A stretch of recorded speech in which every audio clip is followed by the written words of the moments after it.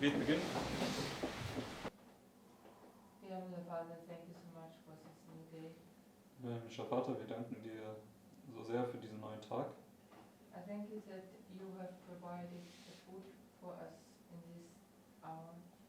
Danke, dass du für uns eine Speise für diese Stunde zubereitet hast. And I pray that we are able to eat this food Und danke und ich bitte, dass du uns hilfst, dass wir in der Lage sind, diese Speise zu uns zu nehmen. and I pray that you will give us this word which you have prepared for us in this way that our life will be changed. Ich bitte, dass du uns hilfst, dieses Wort jetzt so zu empfangen, dass unser Leben auch dadurch verändert werden kann. You are saying we are not living out of bread alone, but we are living out of the word of God which you are giving us, and thank you that you will change us in this day. Und du sagst, wir leben nicht vom Brot allein, sondern auch von dem Wort Gottes und willst du uns dadurch verändern und bitten und danken dafür in Jesu Namen. Amen. Okay, morning everyone. Zusammen. First point, I just want to apologize to those people out there that maybe find it difficult to follow. Ich möchte jetzt mal erstmal eine Art Entschuldigung aussprechen für diejenigen, die da draußen sind über den Livestream, denen es vielleicht momentan schwerfällt zu folgen. Okay, so sometimes things get agitated and there's a discussion going on. It's difficult for Scott to keep up with the translation, but we'll try to alleviate that problem. Und dann es gibt manchmal halt irgendwelche Punkte, die erstmal ausdiskutiert werden müssen und dann ist es schwierig für den Übersetzer da immer mitzukommen. Aber wir werden versuchen, immer das dann im Nachhinein doch noch alles zu klären. But the point, I just want us to remember this point, that right here is the shaking, right?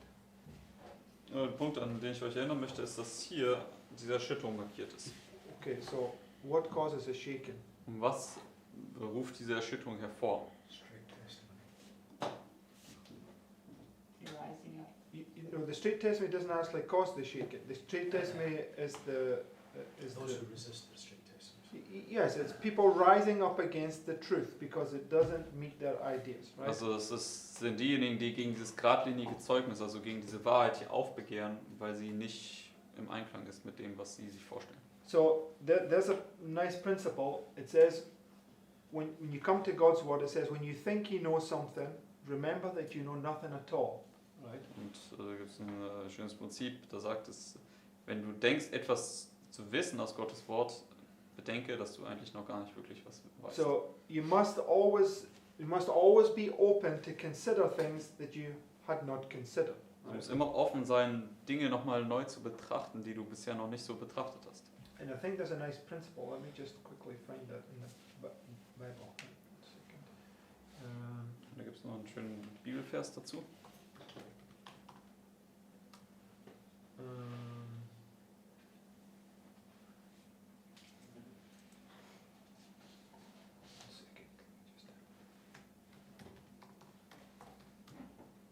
No, I thought it said something. There's a verse that says that in the last days that the people shall start to consider things that they had not considered before. Ah.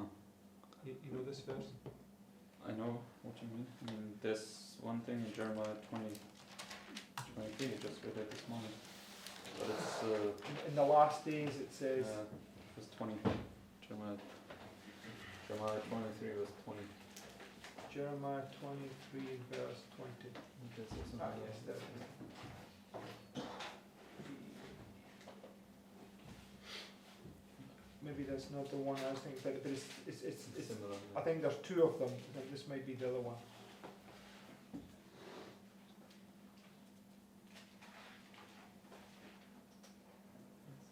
Ah, okay, I found the other one, right? But just read Jeremiah 23 and 20 at once.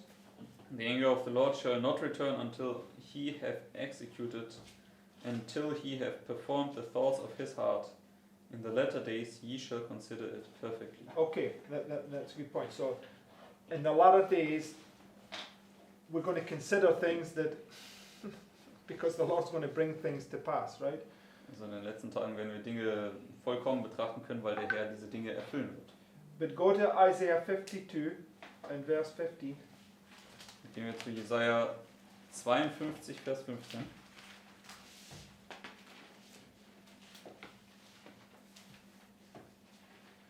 And this is this verse I was referring to. Das ist dieser Vers, den ich im Sinn hatte. It says, so shall he sprinkle many nations. What's this sprinkling? Was ist das Besprengen? The what, sorry? The former rain, right? Der Frühregen. It says, so shall he sprinkle many nations. The kings shall shut their mouths at him. For that which had not been told them shall they see, and that which they had not heard shall they consider. Right? So, in the end of time, people are having things brought to them that they'd never thought about before. Right? Also am Ende der Zeit werden den Leuten Dinge dargebracht werden, die sie noch nie betrachtet haben. And it says in John 8, verse 32, the truth shall set you free. Und Right? es sagt in Johannes 8, Vers 32, dass es die Wahrheit ist, die dich freisetzen wird. What did Pilate say to Christ? Was hat Pilatus zu Jesus gesagt? What is truth, right? Er hat gefragt, was ist Wahrheit? Thy word is truth, right? Und die Antwort ist, dein Wort ist Wahrheit. And the thing is, God says, my thoughts are not your thoughts. Und Gott sagt ja, meine Gedanken sind nicht eure Gedanken. Whose mind are we to have? Wessen Sinn sollen wir haben? The mind of Christ, right? Den Sinn Christi. So the only way that we're going to have the mind of Christ is by taking every principle that represents Christ and embedding them in our hearts, right? Also die einzige Art und Weise, wie wir diesen Sinn oder diesen Verstand Christi haben können, ist, indem wir jedes Prinzip aus Gottes Wort nehmen und das in unser Herz einbetten. Because he changes not. Weil Right. er sich ja nicht verändert. He will never forsake one principle of, when he's unfolding truth, right? Er wird niemals irgendein Prinzip brechen, wenn er die Wahrheit entfaltet. And just remember that the vision that's been revealed to us right now is this wheels within the wheels within the wheels within the wheels, right? Und denkt dran, die Vision, die Gott uns ja momentan gerade entfalten möchte, ist dieses Räder in Rädern in den Rädern. And to Ezekiel, it was mind-boggling, right? Und für Ezekiel war das erstmal sehr verwirrend. Okay, so I'm just saying from my own experience, when things are being unfolded and you don't understand it, don't worry about it. It's got no bearing on anything, right? Deswegen, ich kann aus meiner eigenen Erfahrung sprechen, dass wenn Gott anfängt, Dinge zu entfalten, dann sorgt euch erstmal nicht so sehr darum, sondern das ist einfach, gehört dazu. He's proving us based upon his principles whether we're willing to break principle to uphold our own narrow ideas. Right? Denn Gott testet uns in dieser Zeit, ob wir bereit sind, Prinzipien zu brechen, um unsere eigenen Ideen aufrechtzuerhalten. Okay, so a shaking is there so that it will remove people that are willing to break principle, right? Ja, eine Erschütterung ist also dazu da, um diejenigen auszusichten, die bereit sind, Prinzipien zu brechen. Okay, so anyway, I just want us to remember that, and if we have some differences on things, it's going to happen, right? It's just the way things go. Right? Deswegen, also ich will euch einfach nur daran erinnern und das wird so passieren, dass es wie das immer abläuft in diesen Erschütterungen. Okay, this morning I want to go through a quote that I had never read before, right? Und heute Morgen möchte ich durch ein Zitat gehen, was ich bisher noch nicht so gelesen hatte. And this quote, you will see as we go through it, it's got many pieces in it from the quotes that we read yesterday and the day before, etc., etc. Und wenn wir in diesem Zitat lesen, dann werden wir sehen, da sind viele Teile enthalten von den Zitaten, die wir gestern und vorgestern und so weiter gelesen haben. Okay, but before we go through that, right? So we're looking at this little box right here, right? Bevor wir uns das anschauen, schauen wir uns This little one here. diese kleine Box hier momentan an. And what we're trying to show is that For instance, you have a big wheel here, and then you have a smaller wheel, and all these are also smaller wheels within the wheels, right?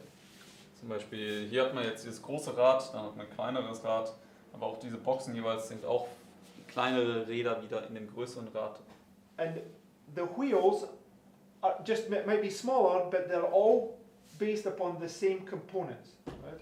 Und die Räder mögen zwar immer ins Kleinere gehen, aber sie sind immer aus denselben Bestandteilen zusammengesetzt, also sie sind immer dasselbe Muster. And it's through this means that the Lord is going to prove that all men are their ideas are just complete nonsense in comparison to himself, right?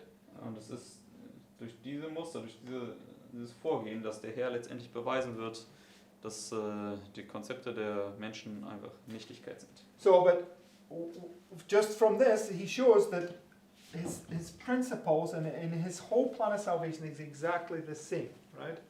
Aber hier steht also da, dass letztendlich die Prinzipien und der Erlösungsplan immer derselbe ist. Okay, so it's based upon the light followed by the exceeding bright light. Und das Right? ist dargestellt durchs Licht, gefolgt vom überaus hellen Licht. That's why I've put here light, exceeding bright light, because this whole period is these two waymarks, right? Denn, deswegen habe ich hier hingeschrieben Licht und überaus helles Licht, denn diese Zeit hier ist das Ganze hier.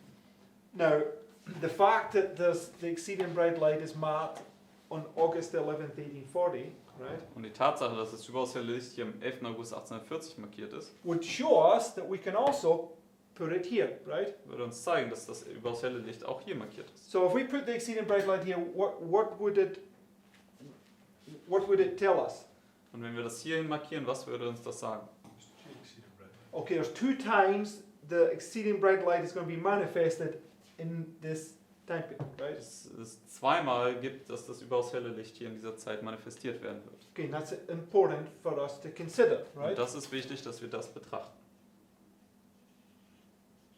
Because, you know, if you look at something that's lying on the desk, if you looked at a matchstick, you just see this one little thing there, right? Also wenn du ein Streichholz anschauen würdest, würdest du einfach nur jetzt hier ein kleines Stöckchen da sehen. But the Lord's showing us when you zoom in with a microscope, right, you see many, many things. And he's trying to show us this through fractals, that when you zoom in, it's the same repeating, right, just on a smaller level. Right? Wenn du da ranzoomen würdest mit einem Mikroskop, dann würdest du viel mehr Feinheiten sehen. Und das genau dasselbe ist sozusagen, du zoomst rein und auf einmal siehst du diese ganzen wiederholenden Muster. Okay, so this point here, is it also the exceeding bright light? Ist das hier auch das überaus helle Licht am Ende? Yes, because this Yeah. is just a repeat of this, right? Das ist ja einfach die Wiederholung hiervon. So already you have that being confirmed at that level, right? Also man kann es sofort sehen, wie sich das Muster hier bestätigt und wiederholt. Anyway, let's go through this quote. Now, Lass uns jetzt zu dem Zitat hier gehen. this quote is all in regards to Millerite history. Und das Zitat ist in Bezug auf die Miller-Geschichte. Your grandma know how to do that, Peter?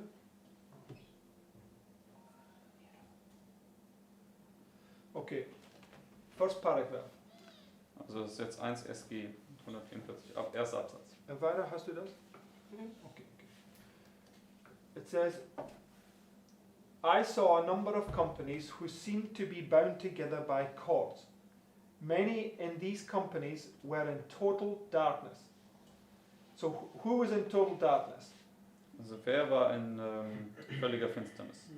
Many, right? Viele. Their eyes were directed downward to the earth, right? So the many are looking earthward, right? Also die vielen, die schauen erdwärts. And there seemed to be no connection between them and Jesus. So if you're looking at the things of this earth, it's saying that you have no connection with Jesus and you're in darkness. Also wenn du auf die Dinge dieser Welt hier achtest oder darauf dich fokussierst, dann heißt es hier, du hast keine Verbindung mit Jesus und du bist in Finsternis. Then it says, I saw individuals scattered through these different companies whose countenances looked light and whose eyes were raised upward to heaven. right? So there's people amongst these many that have their thoughts are heavenward, right?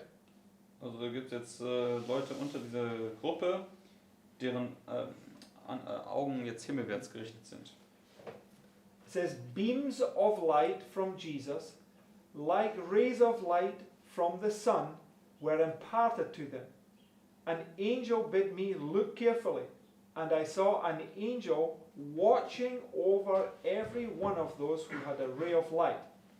Now, I wanted to remind you yesterday, which psalm did we go to? Durch welchen Psalm sind wir gegangen gestern? Yesterday morning, Psalm 91, right? Psalm 91. Why did we go there? Und warum sind wir da hingegangen? Matthew 3. Yeah, but okay, why did we go there? What did it say? Was sagt es? This assumption, saying was using trying to get Jesus to be presumptuous about casting himself down because it's Okay. But I'm just saying, why did we go to Psalm 51 more? Psalm 91, sorry. Warum sind wir zu Psalm 91 gegangen?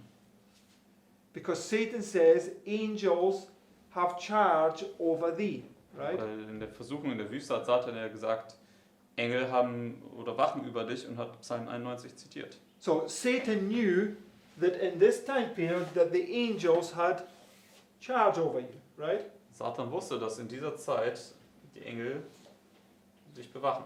Because he's testing, right? Das sind ja die 3 Versuchungen des Satans. And he knows they've got charge of you, and he's trying to get you to commit something presumptuously, right? Und er weiß, dass die Engel Gottes dich hier bewachen, aber er versucht dich dann, dass du etwas Vermessenes tust. But it's telling us here that the angels says, I saw an angel watching over every one of those with a ray of light. So that's a fulfillment that the angels have charge over, right? Es steht ja dann, dass ich gesehen habe, dass ein Engel über all diejenigen gewacht hat, die einen Lichtstrahl hatten. Also hier sehen wir, wie die Engel über dich wachen. It says, while evil angels surrounded those who were in darkness, right? So Die bösen Engel umlagerten diejenigen, die in Finsternis waren. now, I don't know, already when I read this, I can think back to another quote, another reference that we read yesterday. Anybody got any thoughts? Und wenn ich sowas lese, dann denke ich sofort an ein anderes Zitat zurück, was wir gestern gelesen haben. Und was ist das gewesen? Kann sich jemand erinnern? Well, we read a quote yesterday where there was angels surrounding people and the Lord was sending them a little ray of light. Wir haben doch gestern ein Zitat gelesen, oder vielleicht war es auch vorgestern, Yeah. wo letztendlich die Engel Leute umlagert haben und Gott hat ihnen Lichtstrahlen gesandt. I know the quote, but I don't think we read it yesterday. No, we did read it yesterday. Maybe it was the day before. Oh, okay, maybe it was but it was the shaking vision, right? Das war die I know that we went through it. Vision über das Erschüttern. Richtig? Nein. Mit denjenigen, die gebetet haben und diejenigen, die nicht gebetet haben. That's why we went through it. We were making this point. And I went to Daniel, right? And then we went to Ezekiel 37. Und das ist ja der Punkt, den wir gemacht haben. Wir sind zu Daniel 10 gegangen und auch zu Ezekiel 37. Right? There's a shaking taking place, right? Dass nämlich hier dann eine Erschütterung stattfindet. Okay.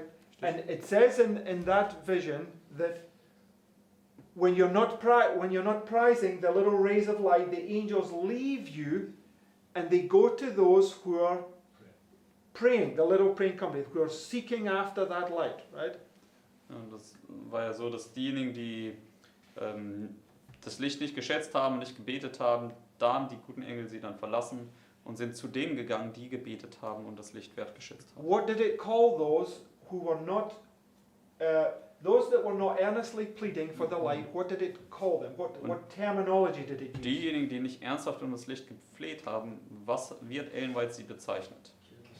It called them the careless and uninterested, right?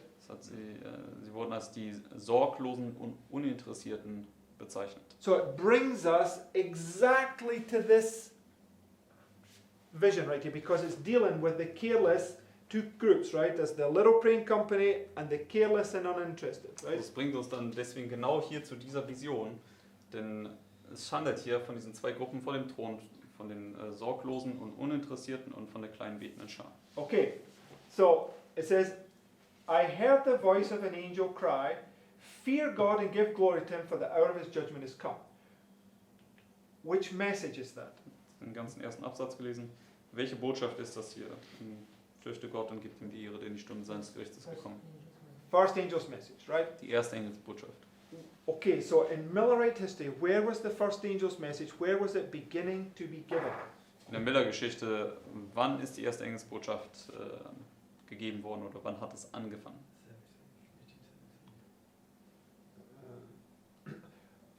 Well, yes, probably, but that's not wrong. But it's marked on the chart. 1837 was the point that they recognized the first angel's message, right? Also 1833, ja, das ist auch richtig. Aber auf der Karte steht jetzt hier 1837 war der Punkt, wo sie letztendlich die erste Engelsbotschaft verlautbart haben. But what I want to suggest, right, is that 1798 the first angel's message arrived. 1798 die erste Engelsbotschaft kam an. 1833 or 1831, 1833 time, Miller began to preach it. In 1837, it was recognized because it was going forward now.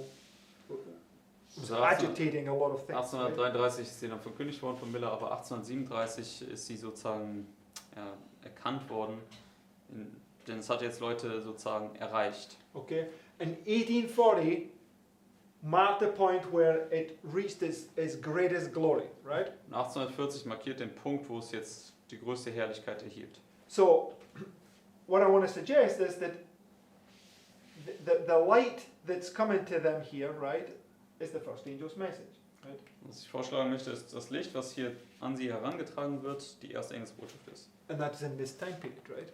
Und das ist dann in dieser Zeit hier. Okay. Now, while we're on this is a parallel, or by principle, to this, right? Und das ist ja eine Parallele im Prinzip dann zu dieser Box hier. So hence, when the first angel's message is coming here, there's two groups, and there's like a shaking. It's always the same when light comes, right? Deswegen folglich, wenn das Licht hier kommt, gibt es zwei Gruppen und es gibt hier eine Erschütterung. Das ist immer dasselbe Konzept. Right? Richtig? Now, we've been looking at this concept of the 3, 6, and the 9, right? Und wir haben uns ja das Konzept von 3, 6, 9 angeschaut. It's the everlasting gospel, right? Das ist eine Darstellung des ewigen Evangeliums. Okay, now, when we take this box from the Sunday law to the final review, we have 2 temple cleansings, right? Also wenn wir diese Box jetzt nehmen vom Sonntagsgesetz bis zur finalen Untersuchung, da haben wir 2 Tempelreinigungen. Right? And Christ begins this work here, and he finishes it then. It's based upon these 3 years, from temple cleansing to temple cleansing. Und Christus fängt sein Werk hier an und endet es hier nach 3 Jahren von Tempelreinigung zu Tempelreinigung. Right? Richtig? Okay. So, and when you look at the Sunday law, it's marking where the angel of Revelation 7 comes, the sealing message, and it's likened unto an exceeding bright light, right? Und wenn du das Sonntagsgesetz anschaust, ist es ja auch der Engel aus Offenbarung 7 und der wird auch verglichen mit einem überaus hellen Licht. Okay, so the 2 temple cleansings, which message is it? Die 2 Tempelreinigungen, was für eine Botschaft ist das? Revelation 18, the 2 parts of Revelation 18, right? Offenbarung 18, die 2 Teile von Offenbarung 18. So Revelation 18 is the exceeding bright light. That's really the simple way to understand it, right? Also Offenbarung 18 ist also das überaus helle Licht. Das ist einfach, wie man das ganz klar und deutlich darlegen kann. And Sister White parallels August 11, 1840 to the work of the angel of Revelation 18, right? Und Ellen White vergleicht den Engel aus Offenbarung 10 am 11. August 1840 mit dem Engel aus Offenbarung 18. So in the vision about the exceeding bright light, how many times is Christ gone in with his Father? Und in der Vision über das überaus helle Licht, wie oft geht Christus dort hinein zu seinem Vater? 3 times, right? 3 Mal. So have that thing. The exceeding bright light is something that comes and it's progressive until it comes to its fullest, right? And that's really how simple way of understanding, right? Also es ist letztendlich, das überaus helle Licht ist also progressiv Ja, und am Ende kommt es zu seiner vollen Entfaltung und das ist einfach, wie man das so einfach formuliert darlegen könnte. So that's what I want to suggest. If you mark in the exceeding bright light here, the light that comes is the exceeding bright light, but it's just not understood until you get to the end, right? Also letztendlich, das, was ich hier darlegen möchte, ist, das überaus helle Licht ist hier dargestellt durch dieses Licht. Das ist letztendlich Teil davon, es ist aber einfach noch nicht völlig entfaltet, bis du zum Ende kommst, Okay. wo es dann völlig entfaltet ist. Okay, so we get this. So I wouldn't be perverting anything by changing this word light to exceeding bright light. Also ich würde jetzt das nicht pervertieren, wenn ich das jetzt umändere von Licht in überaus helles Licht.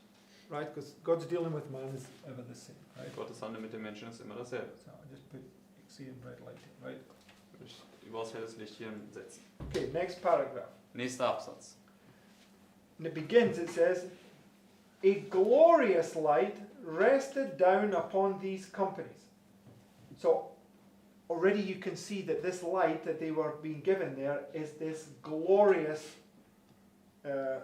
light, or this exceeding bright light, right? Also bereits können wir hier sehen, dass dieses Licht, was ihnen hier gegeben wird, dieses herrliche Licht ist, also dieses überaus helle Licht. A glorious light rested down upon these companies to enlighten all who would receive it. Some of those who were in darkness received the light and rejoiced, while others resisted the light from heaven. Now where does it bring our mind to? Wohin bringt uns das jetzt hier verstandesmäßig? Yeah, early writings 54, 55, right? Frühe Schriften 54, 55, wo manche das überaus helle Licht sofort verwerfen. Because in early writings 54, 55, there's these two companies, the little praying company and the careless and uninterested, right? In dieser Vision gibt es ja die zwei Gruppen, die Uninteressierten und die kleine betende Schar.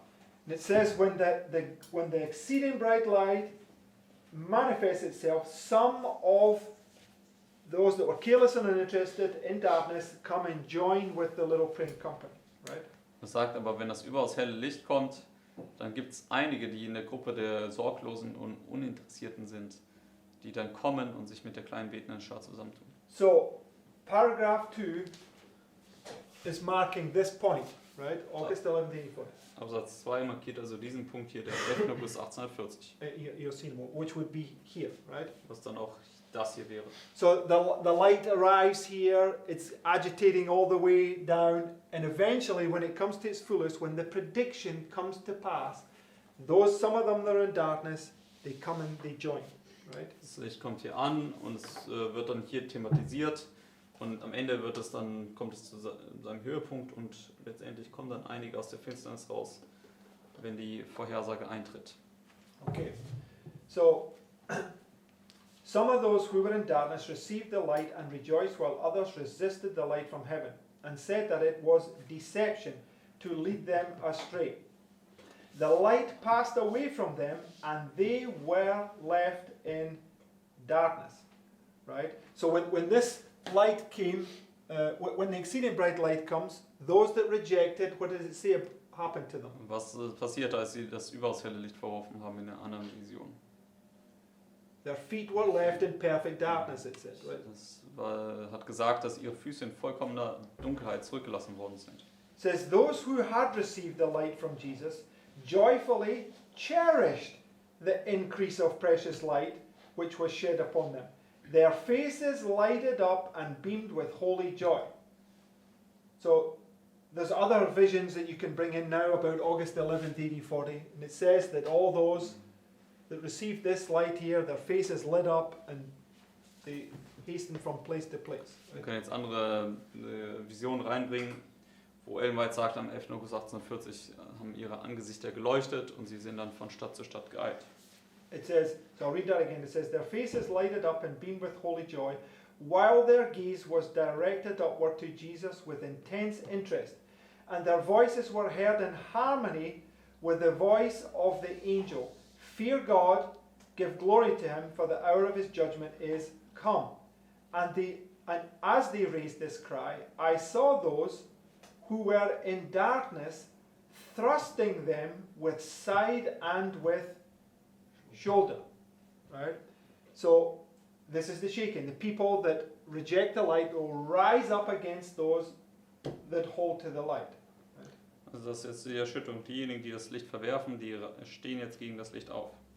It says, then many of those who cherished the sacred light broke the cords which confined them and stood out separate from those companies.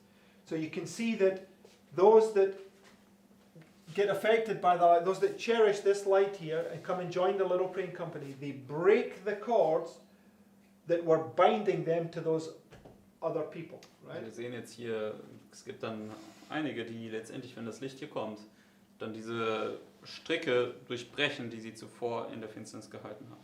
It said, and as many were breaking the cords which bound them, men belonging to these different companies, who were revered by them, passed through the companies, and some with pleasing words, and others with wrathful looks and threatening gestures. What do you have there?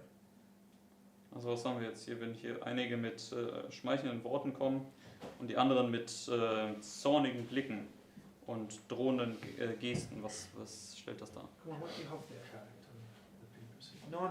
You're way off, Mark. We're dealing with God's people, right? We're dealing with God's people. And think about our movement. This is what it's pointing to. What do we see? Also das spricht ja über unsere Bewegung. Was sehen wir also hier? We don't see the character of the people. See. You're focusing way in the wrong direction. I'll just answer, right? There's the Pharisees and the Sadducees, right? What's the difference between them? Die Pharisäer und die Sadduzäer, was ist der Unterschied zwischen den beiden? When you look at Jeff and Parminder preaching, what's the difference? Wenn du Jeff und Parminder anschaust, wie sie verkündigen, was ist der Unterschied? Jeff is pouring out wrath. He's taking quotes and saying, yeah, this punishment's going to come upon these people. And Parminder, he tries to please everybody, right? There's two different options. There's this liberal way of approach, right? And then there's this way you try to threaten people and lop their ears off with Bible verses, right? So, Jeff ist derjenige, der sozusagen den Zorn ausgießt, der benutzt die ganzen Zitate und so weiter. Parminder hingegen ist derjenige, der eher so diese schmeichelnden Worte hat und letztendlich allen wohlgefallen möchte. It says there, men belonging to these different companies. So where do we have men belonging to different companies at this time? Wo haben wir Leute, die zu verschiedenen Gruppen in dieser Zeit gehören? Talking about leaders. Wir sprechen hier über Leiter. What different companies do we have? Welche verschiedenen Gruppen haben wir? Okay, so it's speaking for Jeff itself, und right? Parminders Gruppe, Who were revered by them?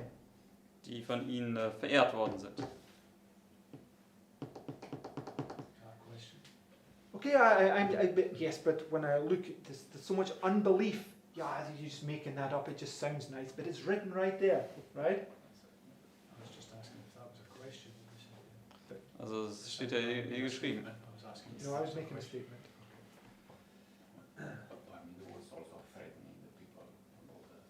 Yes, but it doesn't matter. The point is, he does it always in a very he's always trying to please people, right? Also Parminder hat zwar auch Leute bedroht, aber er macht das auf so eine andere Art und Weise, This is what it says wo about the er difference. allen irgendwie gefallen möchte. The difference with the Sadducees and the Pharisees. The Sadducees were always trying to court the civil powers to be in harmony with them, right? They're always trying to do everything on a nice way. Whereas the Pharisees, they stand for the fire and thunder of God, right? Das war der Unterschied zwischen den Sadduzäern und Pharisäern. Die Sadduzäer, die waren diejenigen, die ja sich sozusagen der Staatsmacht sozusagen um die Staatsmacht werben wollten und das auf eine nette und liebevolle Art machen wollten. Wohingegen die Pharisäer immer sozusagen für den Zorn Gottes in dem Sinne eingestanden sind. It says, men belonging to these different companies who were revered by them passed through the companies, and some with pleasing words, and others with wrathful looks and threatening gestures, fastened the cords which were weakening, and were constantly saying, God is with us. We stand in the light. We have the truth. I inquired who these men were. I was told that they were ministers and leading men who had rejected the light themselves. So all the pieces of the puzzle are written right there for you. You just have to put them together, right? So, alle Puzzleteile sind hier niedergeschrieben und wir müssen sie einfach nur zusammensetzen. And we're unwilling that others should receive it. Now, if you just go to the Bible, right, we'll go to Matthew chapter 23. Gehen wir jetzt zur Bibel, zu Matthäus Kapitel 23.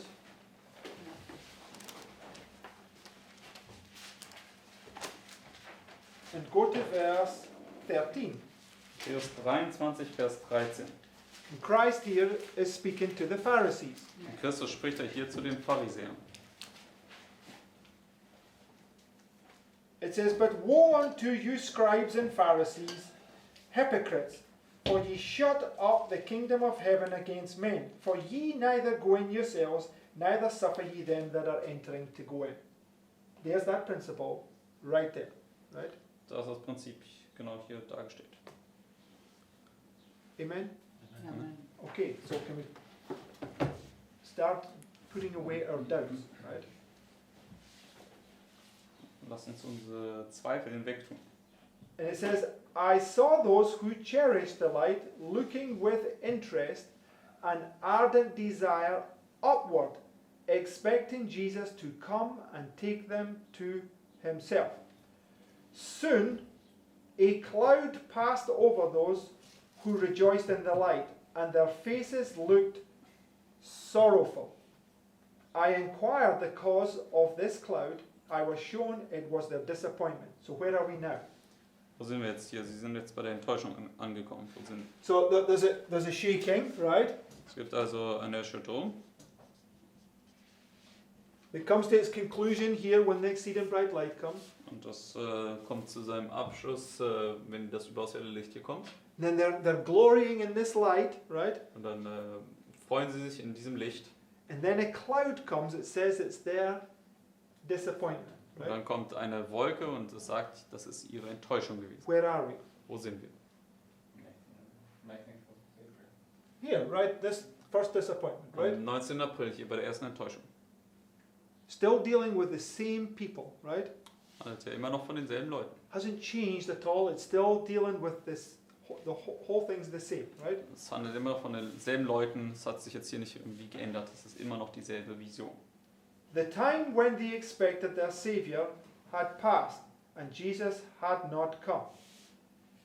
Discouragement settled upon them. So, I want you to think about something right here, right?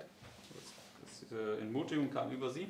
So, Jonah, right, has his belly experience, right? Jona hat hier seine Baucherfahrung. Okay? So the belly experience, when Jonah comes out the belly, he's preaching 40 days and the punishment in Nineveh is going to take place, right? Also wenn Jona ja auch aus seinem Bauch kommt, dann sagt er 40 Tage und die Bestrafung wird stattfinden. And when it didn't happen, how did Jonah look? Und als es dann nicht eintrat, wie hat Jona ausgeschaut? A false prophet, Wie ein right? falscher Prophet. And what experience did he have? Und was für eine Erfahrung hat er dann gemacht? Just read it. Wir haben es gerade gelesen. Discouragement settled upon him, right? Entmutigung kam über ihn. He got discouraged Er ist entmutigt worden. and he started to murmur, right? Und er hat angefangen zu murren und zu klagen. Okay, when we get to this way mark, right? Should we be discouraged? Wenn wir zu dieser Wegmarke hier kommen, sollten wir entmutigt sein? Have we got any excuse at all to be discouraged when this doesn't happen? Haben wir irgendeine Entschuldigung dafür, dass wir entmutigt sein können, wenn das hier nicht eintritt? No, right? Sister White says those things are written for us that we don't tread on that same ground, right? England sagt, diese Dinge sind für uns aufgezeichnet worden, damit wir nicht denselben Boden begehen müssen. We know what's coming before it comes to pass, right? Denn wir wissen, was kommt, bevor es eintritt. You get discouraged there because people start calling you a false prophet. You've got no excuse for it, right? Wenn du hier entmutigt wirst, wenn Leute dich als falschen Propheten bezeichnen, da hast du keine Entschuldigung dafür. Right? We were discussing this point last night, right? So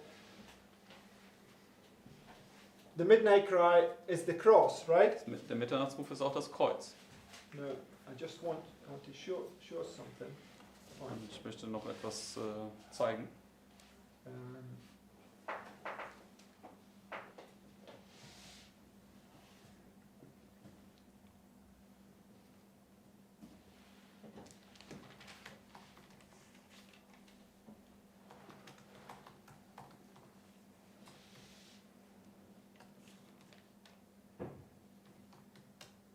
Okay, go to Matthew 26, Wir gehen zu Matthäus 26, verse 31. Vers 31.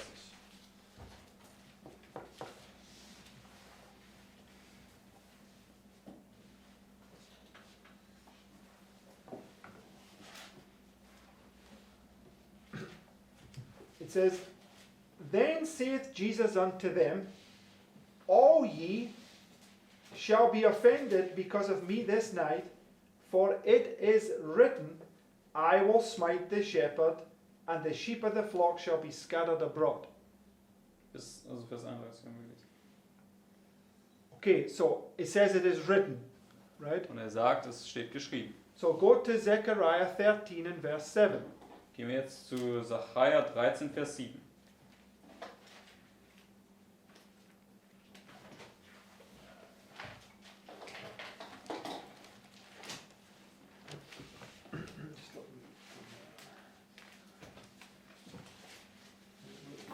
Just before we read verse 7, I just want to put something in place.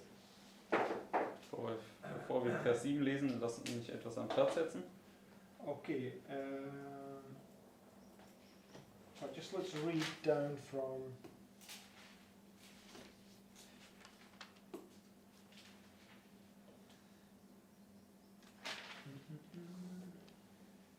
okay.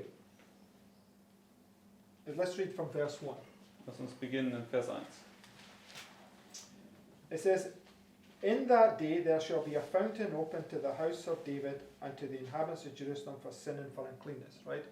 So it's marking here, this is marking the cross where the blood in the water comes out of the belly of Christ. It's this great light that's going to Okay, come, jetzt right? hier das Kreuz, wo das Blut und Wasser aus der Seite von Christus kommen, das große Licht.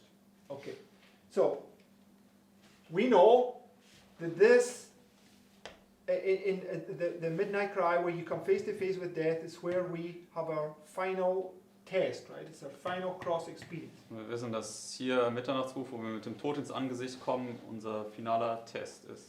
Okay, it says, And it shall come to pass in that day, saith the Lord of hosts, that I will cut off the names of the idols out of the land, and they shall no more be remembered. And also I will cause the prophets and the unclean spirit to pass out of the land. And it shall come to pass that when any shall yet prophesy, then his father and his mother that begat him shall say unto him, Thou shalt not live, for thou speakest lies in the name of the Lord. And his father and his mother that begat him shall thrust him through when he prophesied.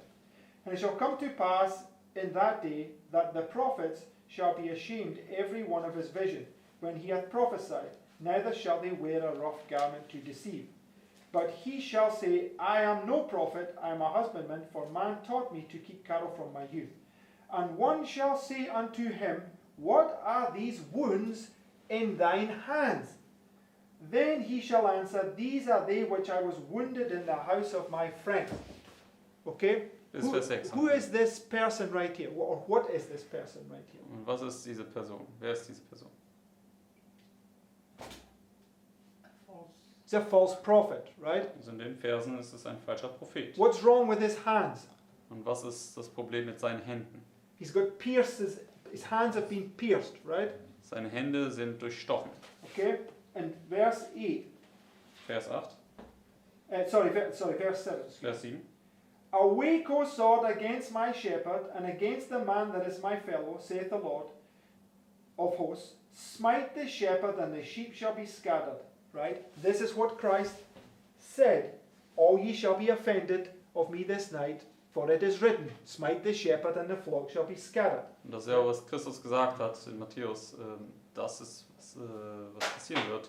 Erschlage den Hirten und alle werden Anstoß nehmen. So when Und Christ die goes Herde to wird sich zerstreuen. the cross right here and gets his nails pierced through his hands, what part is he playing? Deswegen, wenn Christus hier ins Kreuz geht und seine Hände durchstochen werden, welche Rolle spielt er? The false prophet, Er right? spielt die Rolle eines falschen Propheten. Okay, he's playing the false prophet, which was paralleled by April 19th, when the Millerites looked like false prophets, right? Das war eine Parallele zum 19. April, als die Milleriten wie falsche Propheten aussahen. Who did Christ parallel himself to? Und mit wem hat Christus sich verglichen? Jonah, Mit Jona. right? Same experience, right? Selbe Erfahrung.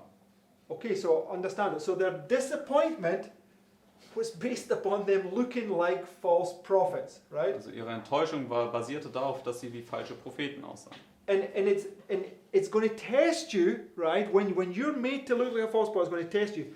Are you going to murmur or are you going to endure this test, right? Und das wird dich testen und es wird dann zeigen, ob du da klagen und murren wirst oder ob du diesen Test durchstehen wirst. Because the promise is that the true false prophets, which are rejoicing over you in this time period, it will get put back on their head right here, right? Also die Verheißung ist nämlich, dass die wahren falschen Propheten, die zwar in dieser Zeit hier jubeln, letztendlich dann am Ende ihre Bestrafung bekommen werden. So let's see when they have this disappointment, if these leaders start rejoicing over them, right? Let's Deswegen go. lass uns schauen, wenn sie diese Enttäuschung haben, also jetzt hier, dass diese falschen Leiter jetzt über sie jubeln.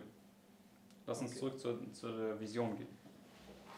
Okay, so we were at the bottom of that paragraph where it says, discouragement settled upon them. This is Jonah's experience, right? Wir waren jetzt unten des Absatzes, wo im letzten Satz oder vorletzten Satz sagt, dass diese Enttäuschung über sie kam. So Oder Entmutigung. discouragement settled upon them, and those men I had before noticed, the ministers and leading men, rejoiced. Those who had rejected the light triumphed greatly, while Satan and his evil angels also exulted around it. So, which men are now at this point exulting and rejoicing? Also welche Leute freuen sich jetzt hier zu diesem Zeitpunkt? Okay, we're not there yet, but the same men that rejected the light at the beginning, right? Dieselben Leute, die das Licht am Anfang verworfen haben. Richtig? Right? Okay. Then go to the next paragraph. Gehen wir jetzt zum nächsten Absatz. Then I heard the voice of another angel saying, Babylon is fallen. Right? It's the second angel's message. Right? Also Babylon ist das gefallen, das ist die zweite Engelsbotschaft. And this was the message that was given with power in Millerites estate, the midnight cry, right? Und das ist die Botschaft, die mit Kraft in der Miller-Geschichte am Mitternachtsruf gegeben wurde. It was the second angel's message that arrived there on April 19th, 1844. Die Right? zweite Engelsbotschaft, die hier am 19. April 1844 confirmed, Yes. also bestätigt wurde. Also in dem Sinne, dass jetzt den Dienst begann. But I want us to see what she likens this light to, right? Ich möchte jetzt sehen, womit sie das Licht hier verglichen hat. So it says, Then I heard the voice of another angel saying, Babylon is fallen, is fallen.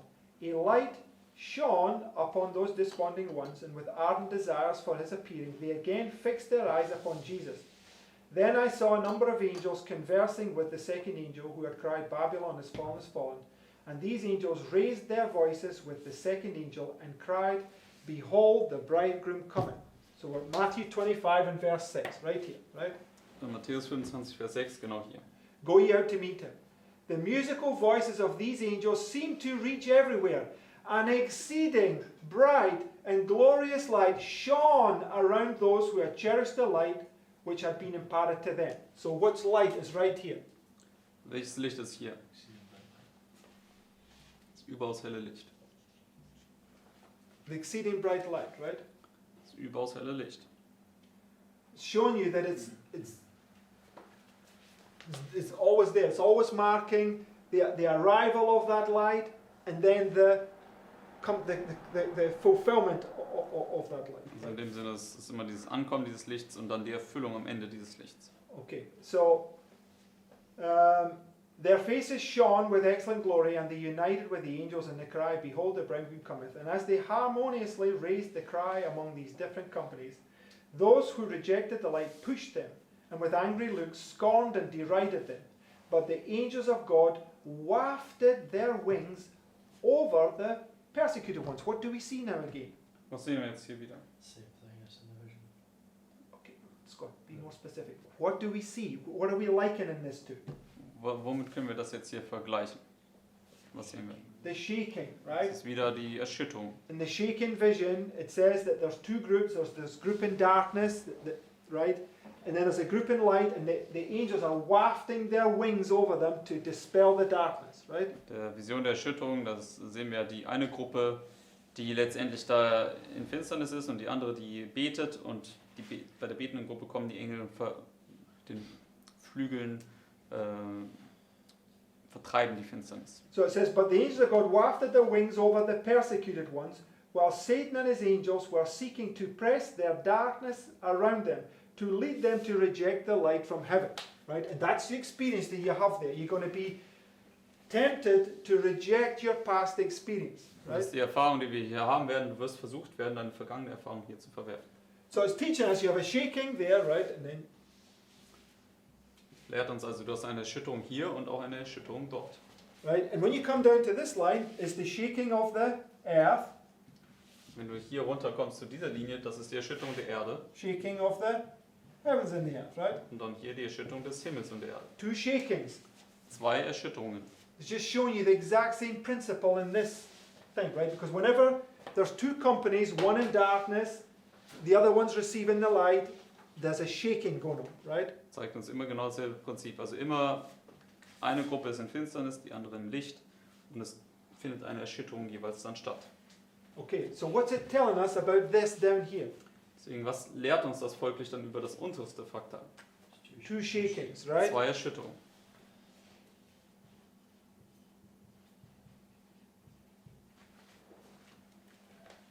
Okay, next paragraph. Nächster Absatz. Then I heard a voice saying to those who had been pushed and derided, Come out from among them, and touch not the unclean. A large number broke the cords which bound them, and they obeyed the voice, and left those who were in darkness, and united with those who had previously broken the cords. So how many groups do you have now? Wie viele Gruppen haben wir jetzt hier? How many groups do you have that broke the cords? Wie viele Gruppen haben wir, die die Stricke zerbrochen haben? Oder zerrissen haben? One before and one now. Yeah, so how many do we have? Two. Two, right? Also eine Gruppe zuvor und eine Gruppe jetzt. So Zwei. in the first shaking, we come to the combination. There's people breaking free from it, right? And then there's this time, and then there's this disappointment comes, and then when this glorious light begins to go forward, again you have these people breaking free from their cords, right? Also in der ersten Erschütterung, jetzt am Ende, wenn das Licht kam, sind schon einige losgebrochen, aber dann, wenn jetzt hier in der zweiten Erschütterung dieses herrliche Licht kommt, brechen wieder Leute frei. It says, and they joyfully united their voices with them. I heard the voice of earnest, agonizing prayer from a few who still remained, with the company who were in darkness. The ministers and leading men. So who are they? Also die Minister und die führenden Männer, wer sind sie? Say, the same men that were there earlier on in the vision, right? Das sind dieselben, die zuvor schon in der Vision erwähnt worden sind. The ministers and leading men were passing around in these different companies, fastening the cords stronger. But still I heard this voice of earnest prayer. Then I saw those who had been praying reach out their hands for help towards that united company, who were free, rejoicing in God. The answer from them, as they earnestly looked to heaven and pointed upward, was, Come out from among them and be separate. I saw individuals struggling for freedom, and at last they broke the cords that bound them.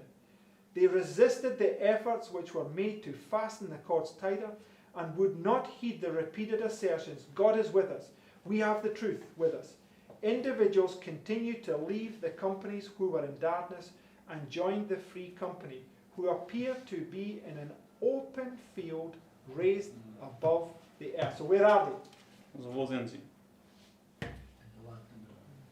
They're at the end here, right? Where they're breaking free and they're now in the land, right? Also sie sind jetzt im Land und sind jetzt am Ende, wo sie dann frei sozusagen kommen. Okay, and that's them now being fed by the good shepherd, right? Und das ist jetzt, wenn sie vom guten Hirten gefüttert werden. And that would be in our time in this time period, right? Und das wäre in unserer Zeit jetzt in dieser Zeit hier. So I just want us to understand that in this little time period here, the two tests or the two shakings we will go through, right? Because it's the... before I answer that, you want to translate that? Also diese zwei Tests oder die zwei Schütterungen sind... Sorry. Go to Ezekiel chapter 1. Das, was wir in Ezekiel 1 sehen können. Gehen wir zu Ezekiel 1.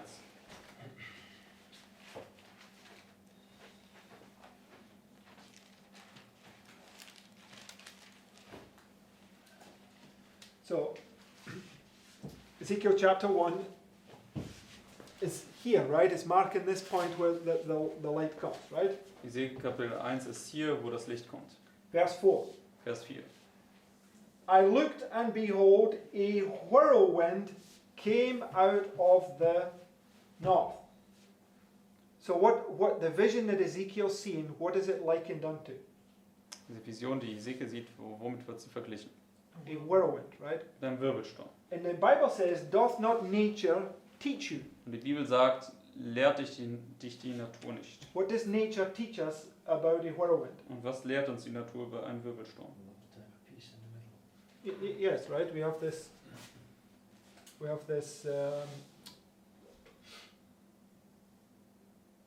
so you got this.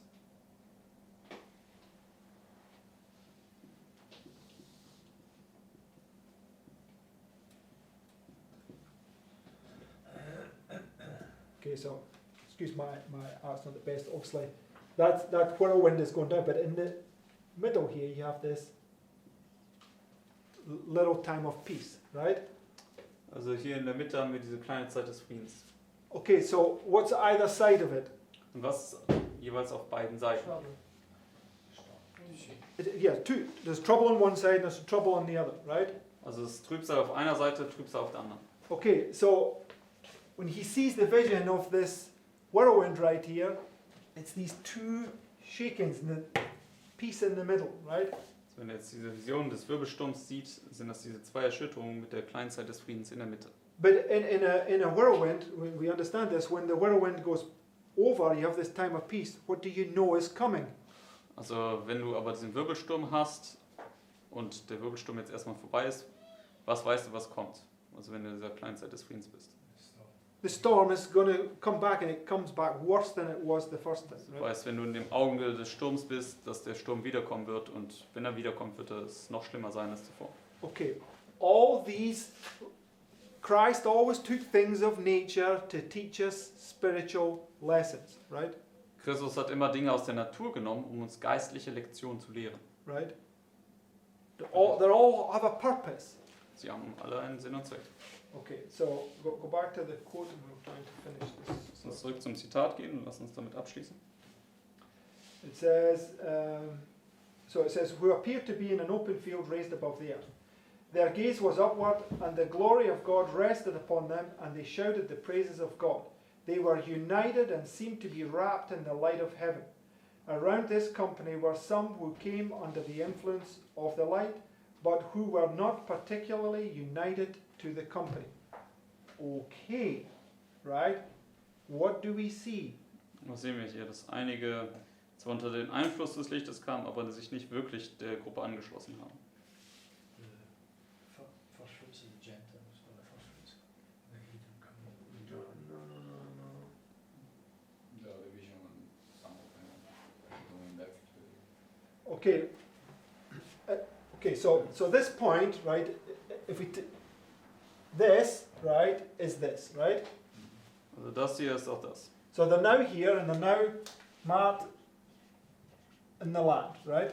Jetzt hier, sie sind jetzt im Land. Okay? So it says, around this company were some who came under the influence of the light, who were not particularly united to the company. All who cherished the light shed upon them were gazing upward with intense interest. Jesus looked upon them with sweet approbation. They expected Jesus to come. They longed for his appearing.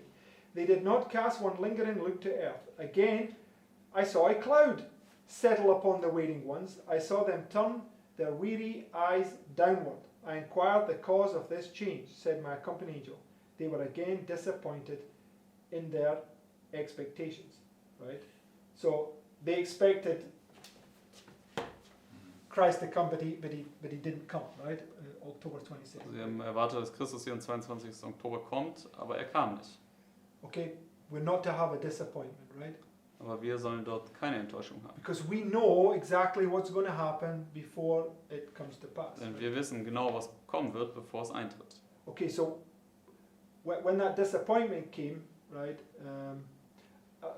Maybe this one point, maybe I have a wrong concept, but if you just go back to that point that I was making, it says, around this company were some who came under the influence of the light, but who were not particularly united to the company. Und wenn wir nochmal diesen Punkt hier anschauen, um diese Gruppe herum gab es welche, die unter den Einfluss des Lichtes kamen, aber nicht wirklich sich dieser Gruppe angeschlossen haben. What does the Lord say that he'll raise up here in Zechariah 11? Was sagt der Herr? Was wird er hier in Sacharja 11 aufrichten oder wen? False prophet. A false shepherd, right? Einen falschen Hirten. So, it's the only part I'm not sure about, but it says that the light comes, and these are a group of people that they come under the influence of the light, but they're not particularly united to the company. And it's talking about something spiritual, right? Also sagt ihr, dass sie zwar unter den Einfluss des Lichts hier kommen, aber sich nicht wirklich dieser Gruppe anschließen. So it represents somebody that receives the light here, but it's not. I don't know. It's not working the way that it should work. And right here, he raises up a false shepherd. It's just going to repeat that history when it gets down to this point, right? Also es sind also welche, die jetzt hier unter den Einfluss des Lichts kommen, aber es hat nicht die Wirkung auf sie, wie es sein sollte. Und wie gesagt, in Sacharja 11 steht ja, dass er hier einen törichten Hirten aufrichten wird. Und die ganze Geschichte wird sich hier dann wiederholen, was schon zuvor war. On August 11th, it's the beginning of which parable? 11. August 1840 ist der Anfang, welchen Gleichnis ist. Parable of the 10 virgins, right? Das Gleichnis der 10 Jungfrauen. 5 were wise, 5 were foolish. Right? 5 waren klug und 5 waren töricht. Why were 5 foolish? Warum waren 5 töricht? Because the oil, the light, wasn't in their lamps, right? Weil das Öl, das Licht nicht in ihren Lampen war. So I'm just suggesting around this company were some who came under the influence of the light. That's the 5 foolish. They haven't put the oil in their vessels. Also ich würde vorschlagen, das sind jetzt die 5 Törichten, die jetzt hier nicht das Licht oder nicht das Öl in ihre Lampen wirklich getan haben. And we've understood that the 5 foolish right there is this false shepherd that raised up, and they manifest it here when they get to this point. Right? Da stehen, dass 5 Törichten hier dann dieser falsche Hirte sind, der hier aufgerichtet wird und sich dann hier manifestieren wird. Okay, so what I make of that is that in this test, it's the same group of people that's been tested all the way through to the end, right? The 2 shakings. Also was ich daraus machen möchte, ist, dass in diesem Test dieselbe Gruppe von Leuten hier bis zum Ende durchgetestet wird und es gibt 2 Erschütterungen, durch die wir gehen müssen. Because we know that this time period right here is this test for this movement, right? It's really what's tested. So at the end here, you're going to have, or should I say, that this whole experience right here. I mean, if we take this 2014 to the Civil Sunday Law, it's the 2 shakings that's going to test this whole movement. Right? It's not testing a different people, it's testing this movement. Wir wissen ja, jetzt 2014 bis zum zivilen Sonntagsgesetz ist der gesamte Test, der die Bewegung testet, mit diesen 2 Erschütterungen. Okay, so whatever has been illustrated on these lines is also being illustrated here. Was immer auch auf diesen Linien dargestellt wird, ist dann auch hier in diesem kleinen Fraktal dargestellt. Okay. So I don't profess to understand everything. There's some things that look to me like, well, how do you answer that? I don't have the answers at this moment. Also ich gebe jetzt nicht vor, alle Details zu verstehen. Manche Dinge verstehe ich auch noch nicht. Aber ja, das, was ich verstanden habe, habe ich dargelegt. But one thing I know, we've got to bring all the evidence together. And when you can prove your theory without a contradiction, then you know you have the truth, right? Eine Sache weiß ich, dass wir alle Dinge zusammenbringen müssen. Und wenn wir alle Themen da zusammenbringen und keinen Widerspruch mehr haben, dann wissen wir, dass wir die Wahrheit haben. Amen? Ja. Let's close there. Lass uns mit Gebet abschließen. Dear Heavenly Father, thank you for this morning you have given us. Lieber himmlischer Vater, danke für den Morgen, den du uns gegeben hast. We thank you for all the light that you showed to us and that we can see it. Danke für das Licht, was du uns zeigst und dass wir es sehen können. And please be with us on this day and help us to live to your glory Bitte sei mit uns diesen Tag und hilf uns, zu deiner Ehre zu leben and to act according to your principles. und basierend auf deinen Prinzipien zu handeln. Please be also with our brothers and sisters and help them also through this day. Bitte sei auch mit unseren Geschwistern und hilf ihnen, durch diesen Tag zu kommen. And help us all to maintain on all these things. Und hilf, dass wir an diesen Dingen festhalten. In Jesus' name. In Jesu Namen.